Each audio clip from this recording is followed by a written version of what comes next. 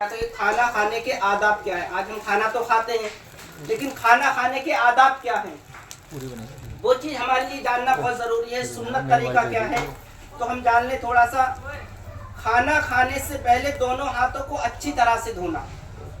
खाना खाने से पहले दोनों हाथों को अच्छी तरह से धोना। कुछ लोग ऐसे भी जो खाना खाने बैठ जाते लेकिन हाथों को नहीं धोते, तो कोशिश करनी चाहिए कि हम दोनों हाथों को अपने अच्छी तरह से धो लें।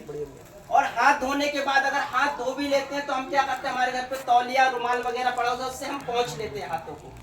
तो हमको वो नहीं करना है। अगर हम हाथ धोएंगे और हाथ धोने के बाद अगर हमने तौलिया से पोंछ ली तो फिर धोने का फायदा क्या, क्योंकि तौलिया के अंदर जो जरासीम जो होते हैं वो आकर के उस तौलिया हमारे हाथों पर होंगे और हाथों के बाद में हम खाना खाएंगे तो उसके अंदर पेट में जाएंगे, फिर उसके बाद हमें तकलीफ होना शुरू हो जाएगी। तो हमें कोशिश करनी चाहिए कि जब हम हाथ धोए और हाथों को ना पोंछें। हाथों को पानी अगर है तो थोड़ा हाथों को झाड़ लें, और इसी तरह से हम हाथ धोने के बाद हाथों को नहीं पोंछना चाहिए। दूसरी चीज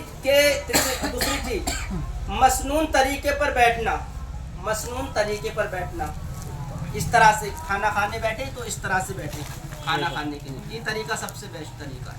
अगर इस तरह से नहीं बैठते तो इस तरह से हम बैठे। ये दो तरीके हैं खाना खाने। आज तो हम कुर्सी टेबल वगैरह पे इस तरह से बैठते हैं, तो ये तरीके हमारे सही नहीं है।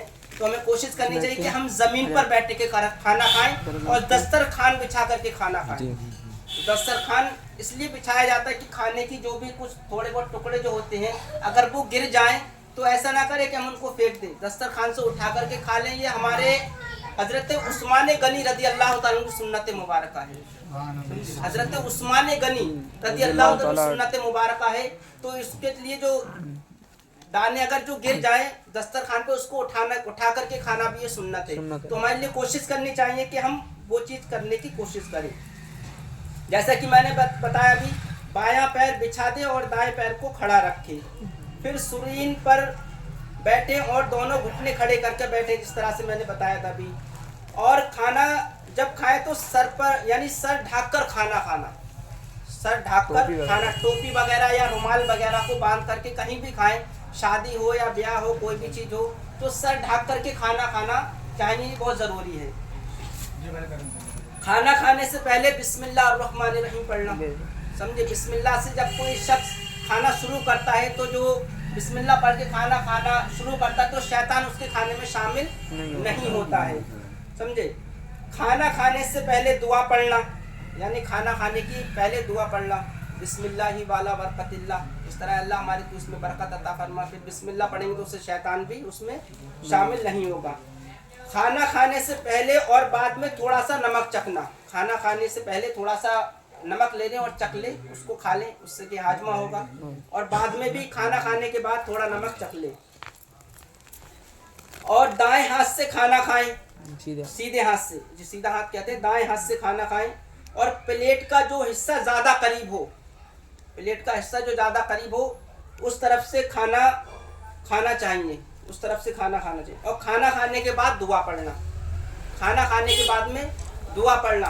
आज हमने ये चीज़ देखी है कि अगर हमारे यहाँ पर शादी का मामला जो होता है, आज शादियों के अंदर कह दिया कि खड़ा खाना हो गया, वहाँ से इस चीज़ को फैशन बना दिया लोगों ने। और लोग प्लेट ले लेते हैं, उसमें से ये भरा वो भरा, और फिर घूम घूम के खाना शुरू कर देते हैं। ये तरीका बहुत गलत है।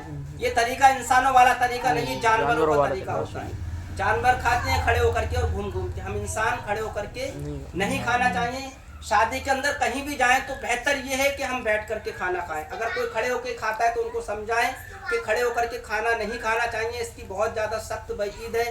हुजूर सल्लल्लाहु अलैहि वसल्लम ने फरमाया, जो शख्स खड़े होकर के अगर भूल से कोई लुकमा भी खा ले या कोई चीज़ खा ले खड़े होकर के, तो उसके लिए दोनों उंगली डाल के कै कर देनी चाहिए, यानी उल्टी कर देनी चाहिए। उस चीज़ के लिए उल्टी कर दे। तो कोशिश करें कि बैठ करके खाना खाएं और जो खाने के आदाब बताए गए उस पर अमल करने की कोशिश करें। अल्लाह ताला हम सबको कहने सुनने से ज़्यादा अमल की तौफीक अता फरमाए। मेरे कहने में जो भी गलती हो अल्लाह ताला मुझे माफ़ फरमाए। अस्सलामु अलैकुम व रहमतुल्लाहि व बरकातुहू। वालेकुम अस्सलाम व रहमतुल्लाहि व बरकातुहू।